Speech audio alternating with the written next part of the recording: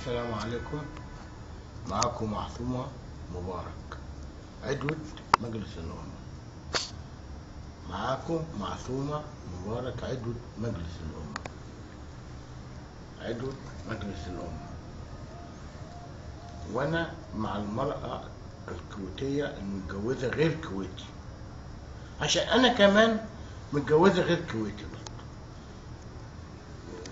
ويبقى معاه كله الكويتة مع بعضينا، يكون يد واحدة. وبعدين تحافظوا